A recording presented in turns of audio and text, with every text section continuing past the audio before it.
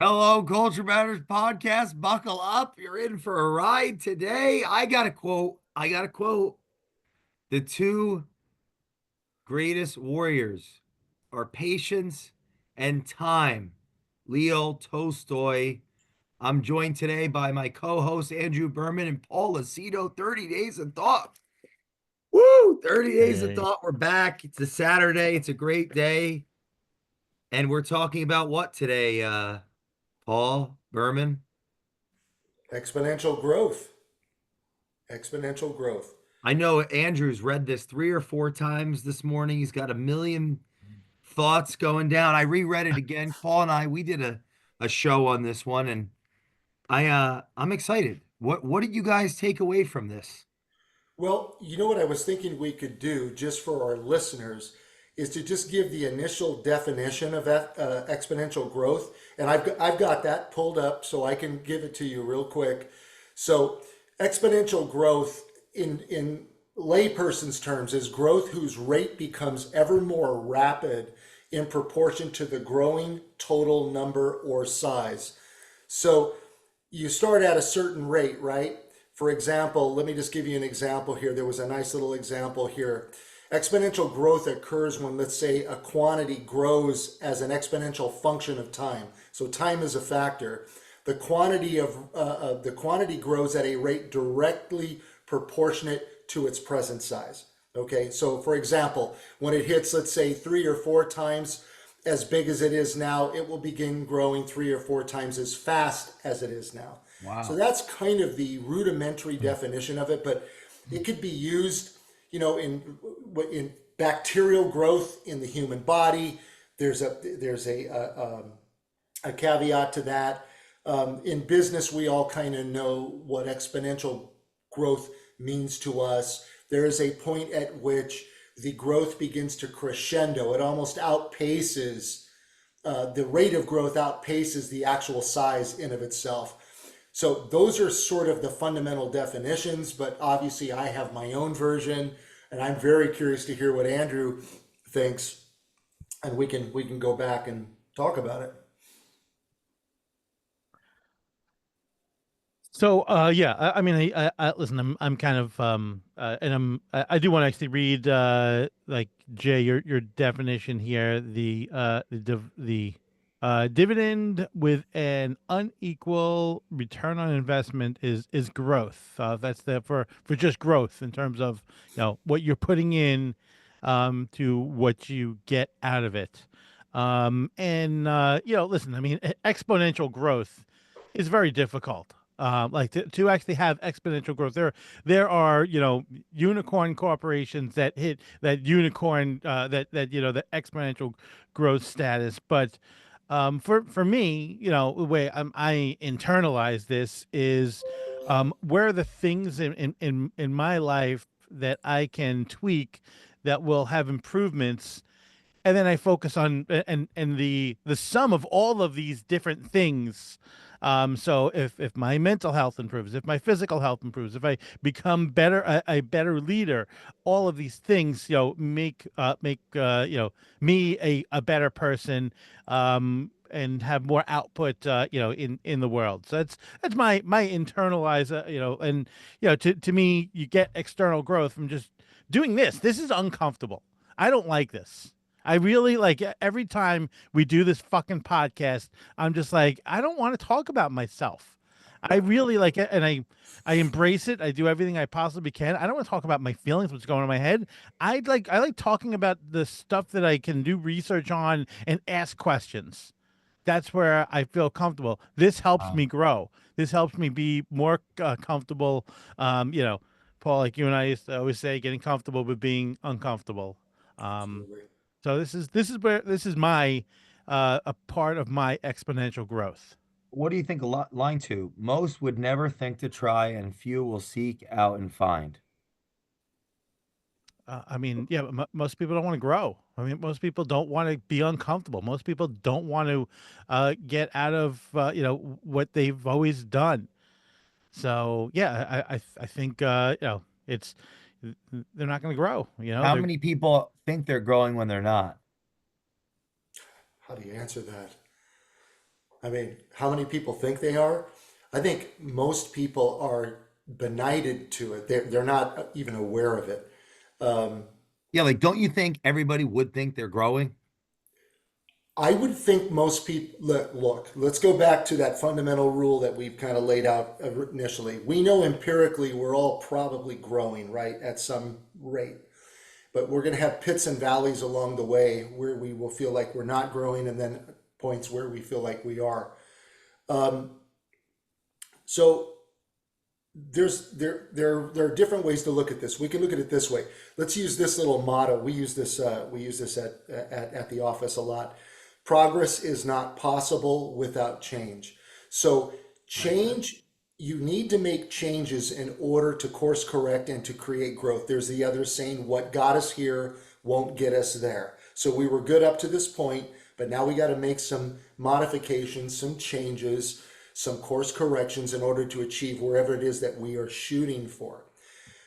When you bring the exponential growth factor in, again, that is not something that most people are aware of until it actually begins to bear fruit, until it actually happens.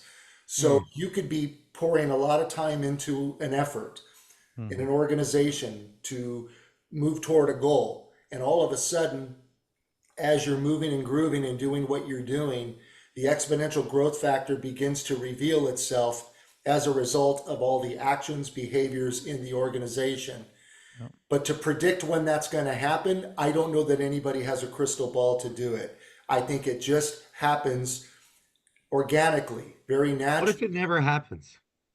Say it again. What if it never happens? And it's possible that it may never happen. That means perhaps just not doing the right things, or you're not putting, as Andrew said, or Andrew was alluding to, the effort that you need to put into it, the discomfort that you may need to experience in order to get there. Yeah, and learning when you need to change, understanding actually when it's time to pivot, to different strategies. Um, it's and if, so I think that's an important thing too. Just as we want to give up and quit, we must view ourselves and what we are fighting for. Hmm. What role does purpose play in your gut and your life at this juncture? Well, I would think purpose for me has always played in the trajectory of my own life. Purpose is what gives me, is that catalyst, is that impetus that gets me to do the things that I do. Whether that purpose is for my family, which I put very high in regard, what we were just discussing earlier off Yeah. camera, the changes that you need to make for the greater good. Sometimes, my father used to say to me, Paul, you have to take 3 steps back to take 5 steps forward. So those three Like a steps bow. back, yeah, I love that with the bow and arrow. That's good.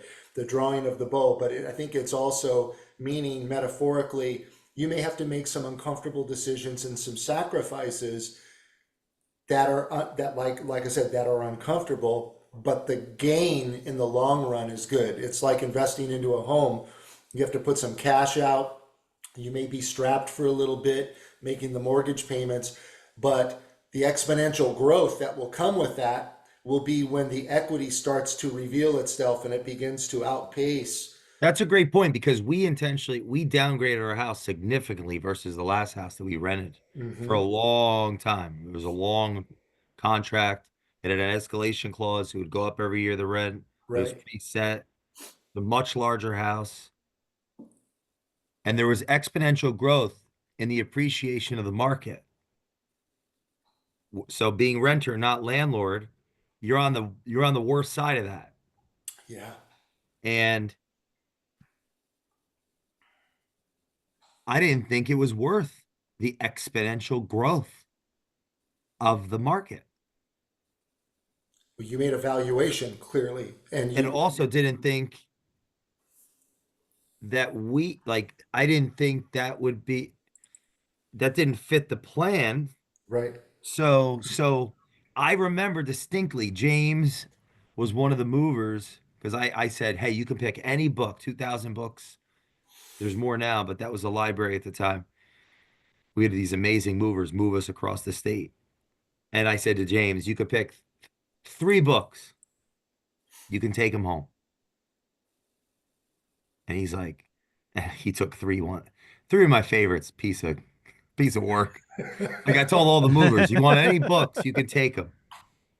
Because they were like real excited about culture, us, and this client they had. And I found out he was a reader. Now, when we went from that house to our new home, like our home now, we own, like it's very proud of that, right? They were all like, hey, is everything okay? Are you all right? Everything all right? Like it was such a cult. I mean, they didn't say, I'm being tongue in Yeah. cheek, but you could see the paradigm shift. Although the weather, the air's lighter, the weather's better, clearly a better location. Like we live in one of the wealthiest places in America. I'm proud of that from where I Sure. come from.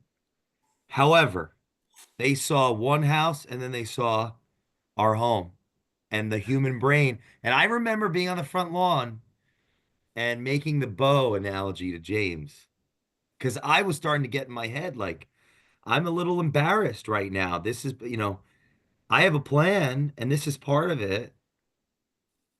Like, the ego gets involved, the What identity was your gets, embarrassment? What was the embarrassment, if I may ask? Why did you oh, feel embarrassed? oh my God, it comparably to our other home. It's nowhere near as the size and the it was I we see what you're, downsized. I This see. is why I'm bringing this up. You want it Yeah, to be vulnerable and uncomfortable, right? yeah, yeah, We yeah. Got that. downsized based on the plan of 10 Mm-hmm. years from now and 15 years from now. I get And it. so I was so aware of this. I'm proud of our home and everything. How it was a downsize. And I'm so aware of it. I could see how the movers were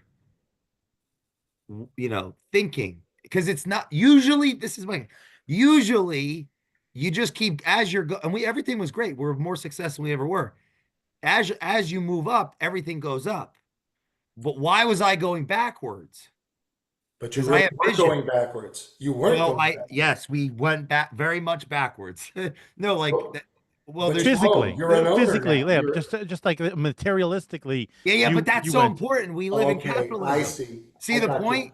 Yes, Who I do. moves backwards when you don't have to? But that's the point. There's no such thing as living below your means. It's a metaphor. It doesn't exist. Well, so maybe that's more growth than actually than if you just bought a bigger house because you can buy a bigger house. Well, But buying a bigger house actually because you can buy a bigger house doesn't make it actually you actually growing as a person. That just means you're growing your but that's obligations. why that's what this topic's about, right? So this is my theory. I want your guys' opinions on. As there's growth external, it has an inverse relationship with our actual self growth. That's a fair point. That's a fair point. There. Okay. So Because let's now let's. I think I'm growing when all that's growing is the balance sheet, the assets, the liabilities, the responsibilities. But I, as a human being, I might not. So it was such a culture shock for these people to see we're in such a great mood. We're like killing life. We're winning. And they're going and bringing us to a Wah, worse wah, house. wah. Yeah, That's you see what I'm saying? interesting. Yes. Yes. It was a culture shock. It was emotional, even though the plan is our plan and we love it. It's a beautiful house. I don't, the listeners might think, oh, I'm sorry for Jay. Is it his shoe? No, no, no. Everything's great. But it was such a culture shock. Even Yeah. even the brain, the physiology is like, what are we? Oh, am I moving backwards in life? So it I all Well, you know depends what? You on your bring. aim. That's what Andrew was talking about. I So think you're Yes, and growing. and this is so on time for this discussion because I shared with you a process of yeah. change and being uncomfortable that my family is about to endure. And for us, let's say for my son, it might feel like like the lever got pulled backwards versus forwards. But as I told him, I said, no, I said, really, what's happening here is look at it this way. You bought, you're literally going to be in your last house. What's the saying? I bought my last house first. In other words, this could be where he could just, this could be it for him if he chooses. He may choose himself to go, I think I want to downsize from here. Downsizing is not a bad thing. And I get what you mean. Mentally, it feels like, yeah, that we are all, I don't know what the word I want to use here. We're victims of our trappings. Mm. Pride, When I started to pride. purge to make room, I went, holy shit, where did all this stuff come from that I haven't Wow. even looked at in 20 years? And so there's a, it's like, you ever watch that show Hoarders? First of all, Yeah. my house is neat as a pin. That's not what I'm saying. I'm using this metaphorically. You have things that you feel that you can't let go of, and now it's time to go to part company. It's really hard to do. So all these things feel like, am I going backwards? No.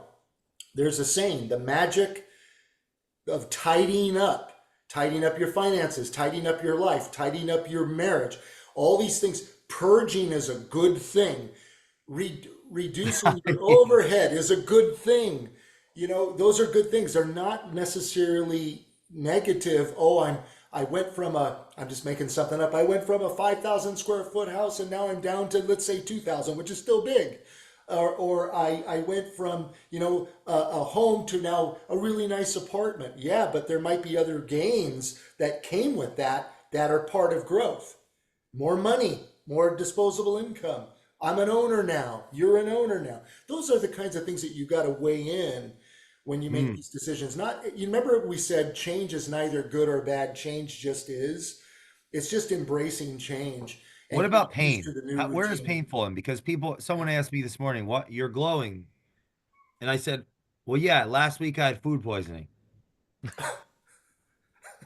I purged from all orifices It's a good and analogy. I had a revelatory experience. I had a So vision. I was in the desert for 40 days.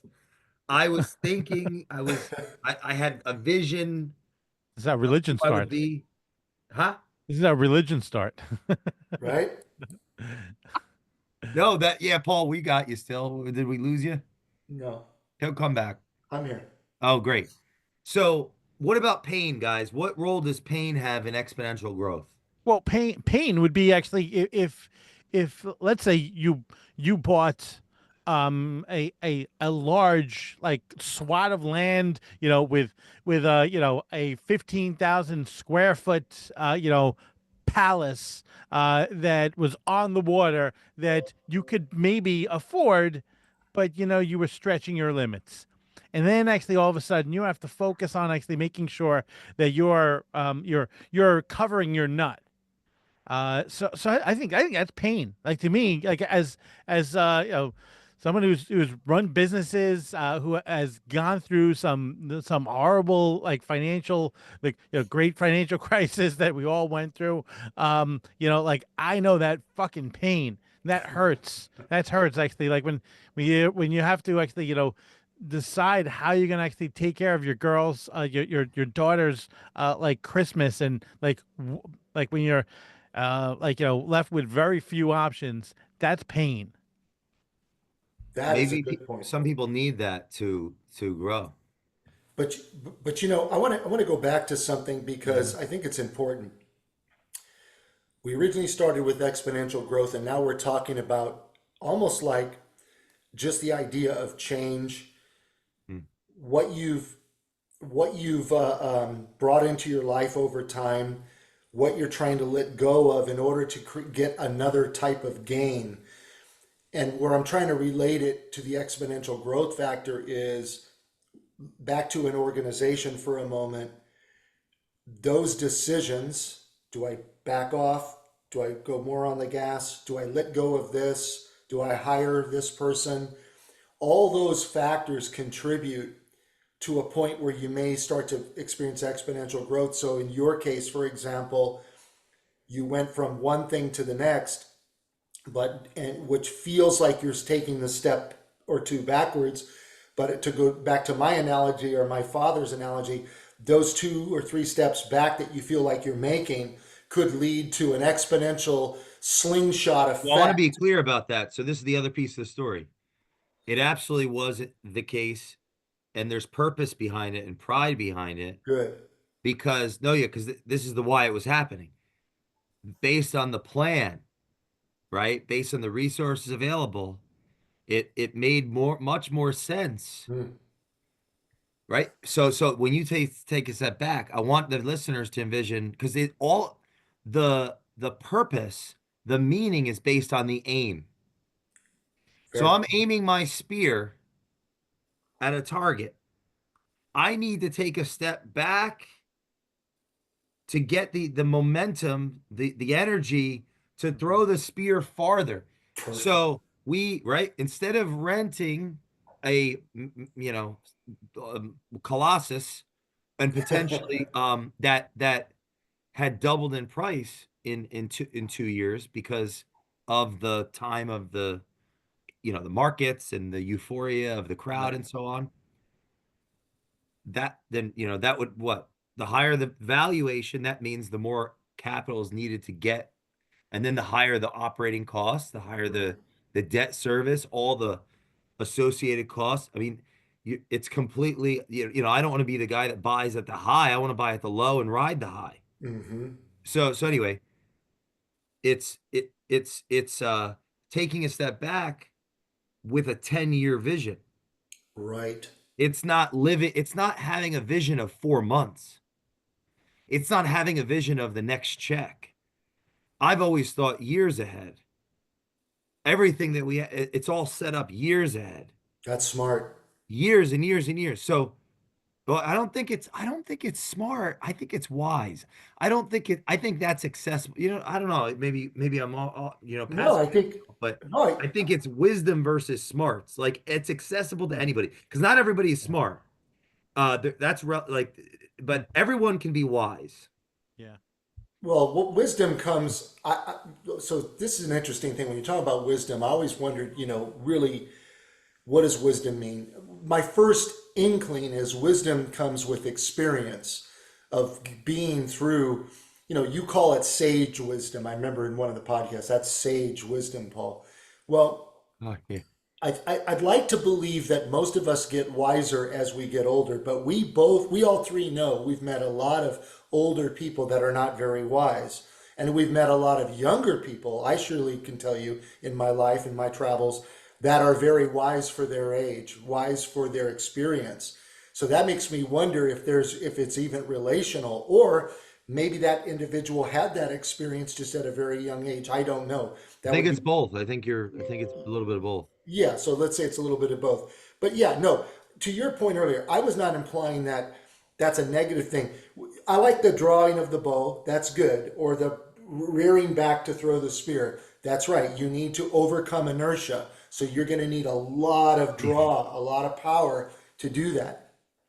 I think that, again, going back to the idea of the exponential growth piece, even in your plan, Andrew's plan, my plan, all the things that we are working toward and doing, some of which we're doing without really having full knowledge of the effect of what we're doing, exponential growth can occur.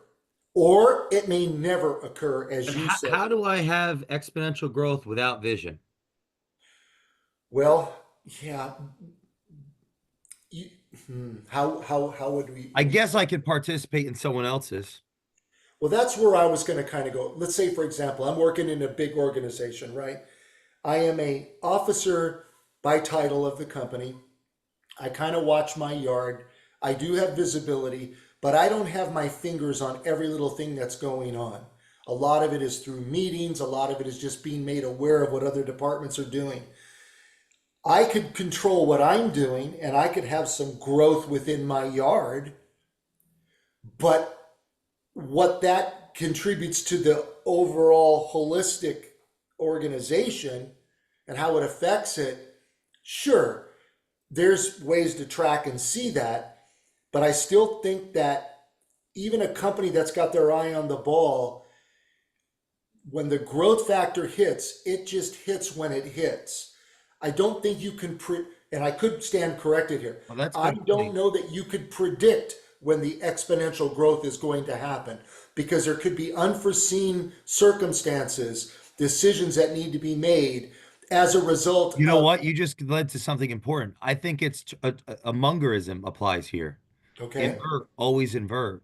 Meaning, meaning we not may not be able to see when that hits, but we can see the leading indicators, how we show up. So for example, you said That's watching your fair. yard, right? If it's Right. clear to me that Bob over here is not watching his yard and therefore his team is not living up to expectations, well, we know there's not going to be exponential growth. There's going to be exponential down down. So it's all right, get that. It's more of looking at it backwards, what we're not so if you're handling your business and things are met, well then what else can you do? Meaning you're doing everything you can. So we have to look at this backwards. Like, oh, they're not, that section's broken down, or that person is not living up to the expectations. That multiply, that has a force multiplier. Yes. What are your thoughts? Well, okay. Well, first of all, Andrew, I don't want to monopolize. If you've got something, I see the wheels turning there. What are your thoughts? No, no, go right ahead, please. Well, no, I want to be clear to Jay's point. You can't manage what you don't measure, right? So you've got to be able to do those things. We all are in business. We know you have to pay attention. I go back to the same thing. There will be things that will rise. You're right. Key performance indicators, different things that may start to point, hey, the needle's beginning to move. We see this is the way to go, until it reveals itself and says it's not the way to go. And then you have to course correct at that point. So we will always move. It's like chasing a theory in theoretical physics, right? You stick with the theory until Bayesian thinking proves otherwise, until all of a sudden there is new information that has been presented to you. And as much as you No. hate to admit the truth, oh man, my theory is all wet. It's not working anymore. This new information is revealing we need to move in a different direction, or take a different approach, or introduce a new theory or hypothesis, whatever you might want to say. So at the end of the day, I think that all of these things apply. There are indicators. I'm not naive enough to say there are not. You have to watch what you're doing. But when the actual growth out accelerates the mass number, within a particular time frame, when that actually happens, I think it just starts to reveal. Yeah, it reveals itself, and you go, "Oh my God, look at we're going through exponential growth." Yes, and then it could plateau, and then you're going to have All to right. start making other This corrections. conversation's helped me. I've got something from this. I want to Good, share. good, good. I do not control who listens to the Culture Matters podcast, how long they listen, if they share it, if they review it. But I'm responsible for preparation, Hmm. picking the guests, the volume of output, the consistency of showing up, Yeah. asking to share, asking for the review. I'm responsible for those things. That's right. But to do all that, I need to have vision. I need to okay, this is where this is going. And that's going to give me a purpose to withstand the pain, because I'm going to have to sacrifice. Like, it comes down to the work. Like, I I today I wasn't sure, are we going to do this or not? Like, I wasn't either, and I'm like, do I, I'm anxious too. Like, and I have to do a couple more 30 days of thoughts, and to live up to the expectation of the goal. And like, there was a moment where it was like a brief, oh, we could just do it next week, and I'm sure they'd be fine with it. We're all kind of very busy, but it's like, fuck that. No, can't do it That's because that's my that's the the devil is trying to to what do you know? In Greek, sin is hamartia, to miss the mark. I learned that from Peterson. Hamartia, to miss the mark. Interesting. So the evil is trying to stop me from doing this podcast. It's like, okay, that's what I want everybody to know. There's something a part of me is that's trying to destroy my life, destroy the purpose of my life, You're destroy funny. my goals, destroy the meaning that I have in my life. I'm nothing without you guys, without this show.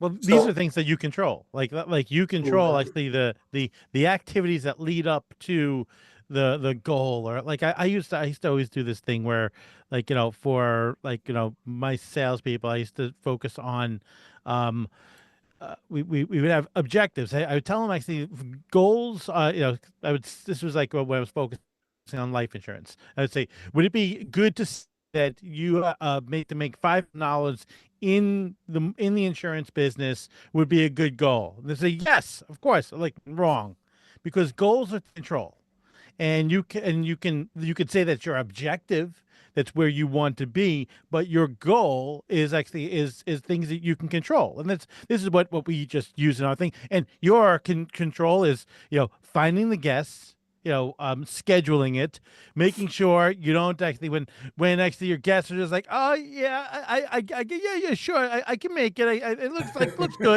good, yeah, sure. We're doing this topic, okay, yeah, sure, that's fine. And so you control those things, and those are the things that lead to your exponential growth, is by focusing on those things. And I look at, listen, you talk about change, you talk about new sources of information, like you said, Paul, and listen, if the values didn't become, double actually what they were previously, when you started actually putting that plan in place, to take on that beautiful home, you were living. Not saying that this isn't beautiful, but um so, but things have changed, and you have to change. And now by changing, you have that more of a pullback on the arrow that Yeah. you keep mentioning. The last sentence here that I thought at the bottom I highlighted, it was a leader who is willing, this is page 26 in 30 Days of Thought. A leader who is willing to persist through adversity will mount his fate and come out the other side of growth. But now the leader encompasses growth. The leader has a purpose, and his growth is exponential. Willing to persist through adversity. I mean, listen, that said everything. And if you really listen to that, that's a great final analogy, because everything that came out of this conversation speaks to just what you said. I almost was going to say, you'll come out the other side, you'll come through the wash. It'll come out through the wash on the other side, but going through the wash is really hard. You ever look at a way, you look at a washing machine, Yeah, watch that's what's happening. It's agitated, right? There's agitation. It's very intense. But in the end, you get clean clothes. So to me, it's like there is always, for the most part, there is a greater good to be gotten as a result of going through some of that pain, some of that agitation, those perturbations, all the different things that we got to endure as we move through, whether it's in business, whether it's in life, whether it's satisfying our own desires, because a lot of what we do is through desire. It goes back to that one podcast we talked about. You doing what you're doing is an example of not only desire, but it also encompasses passion. There's so many things. And so, you'll push through what you need to when you really want something really bad enough. Through all of it, what do we call it? You go through the grind. You have to. I want to show you guys. So can you see my screen if you're on YouTube watching this? Yep. Today is April 5th. We're the 95th day into the year. There's Hmm. 270 days left of 2025. It's week 14. 25.75% of the year is over. Wow. And we're recording this today on April 5th. It's 12:50 Eastern Standard. And This is the 97th episode of the Culture Matters podcast recording this year. That's amazing. So we're 2 episodes. We're on day 95 of the year, but we've already recorded 97 episodes this year. Wow. Wow. So I don't want to meet the goal, and I hate people. I shouldn't say hate it. I don't respect people that lower the goal. I respect people that can quit. I'm sorry, that can fail and reorient the plan based on new information, especially with their team. I respect those people. I can trust those people because they demonstrate integrity. Right. They're integrated, right? Vision, mission, values, thoughts, words, deeds, integrated. I can trust those people. But I wanted you guys to see that. I want to share that with the audience. We're on April 5th. We're making this happen. We love to do 30 Days of Thought or whatever book we choose to go and unpack on the weekends. And we're 95 days in the year. We're at 97 shows. And so that's we're exceeding goal right now because the goal with the Culture Matters podcast is to make curiosity cool. I don't see how we can do that if we don't have a new episode go out every day. What? It's not cool one day a week. It's not So, so. yeah. We're at goal. We're exceeding goal rather with the output. So you said we're at 25%, right? Of Yeah, the of the year. year's over already. No, no. So 25% of the year, let's call that 100 episodes just to use round Yeah, figures. yeah. So in theory, projecting, you should be able to knock out 400 episodes by the end of this year total. And Yep. you'll probably exceed that knowing you. Why do I say that? Because I feel like It's I funny just you bring that up, and it's like I already had a plan to release an extra 20 before August because I'm trying to beat a friend to 1,000. there you go. We can talk about competition next time. How But important my it is point to is, beat. my point is, if you hit 400 based on what your project, you could do it. You could extrapolate and say, if we stay at the pace we're at, I should hit 400 episodes relatively comfortably.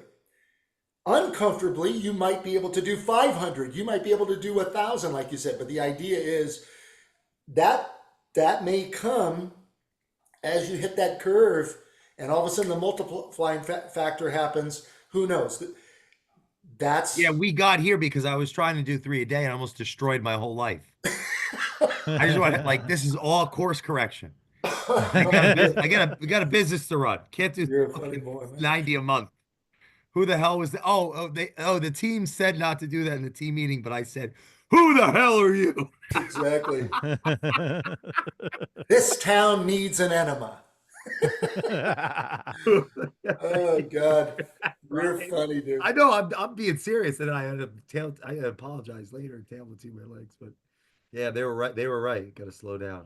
One a day is good. Well, you know why you do want to slow down sometimes too? Here's something too that you need to think about. If you push hard, which is good to do, I get it. I understand that mentality. But there's a quality that could also fall as a result of I want to get quantity and frequency is good. You know, in my world, reach times frequency, and in Andrew's world equals gross number of impressions, like in the print world and advertising. But it also applies to the podcast world. The more frequency you has, you'll hit and hopefully Mm. grab people here and there. But what we don't want to lose either is the quality of the message and the quality of the podcast and the quality of what we're Well, we talking. definitely got to delete this one. We're not releasing this one. No, I think this one's a good one.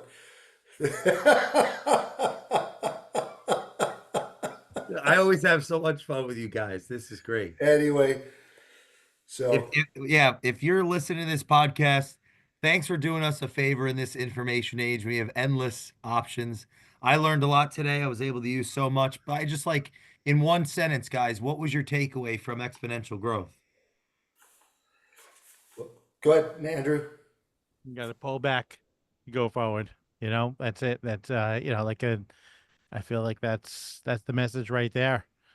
Just because you're taking a step back, doesn't mean it's a step back in progress.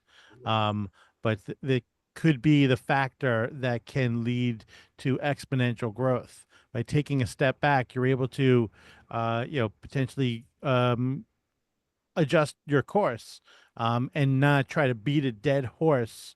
Like an listen, I just you see restaurants. There's the restaurant life cycle. At some point, they reach the peak of their life cycle, and then you see owners just continuously try to get back to that point, and it's not good. So that's my takeaway. That's a great takeaway. I would say Clearly, that I'm hungry. That's why uh, we're talking about restaurants. well, I'm glad you brought that up because there was a book I read years and years and years ago, and one of the factors was SMBO, sales management by objectives. And what they said is, and I think this is also in Maxwell's book too, um, you could successfully get to the wrong place. In other words, if you're so deep into the business and you're just moving and grooving, Hmm.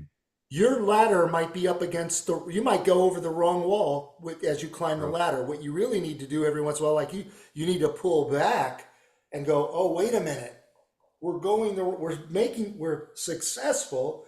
We're burrowing through and hacking through these weeds, but we're going in the wrong direction. We need to go over there. So pulling back is not a bad thing.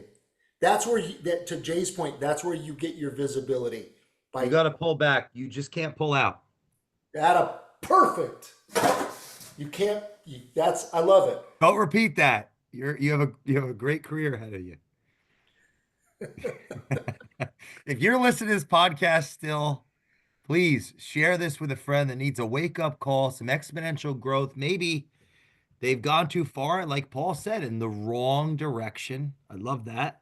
And tune in. We've done so many great episodes. If you haven't heard, free will or self culture can influence and create culture, the laws of man, carpe diem, mom, labels, limit, lessons, life lessons. Wow, we're just getting started. There's hundreds more and plenty of other books to read. So please share this with a friend. Leave us a review on the Culture Matters podcast, and we will see you next time. Thanks, guys.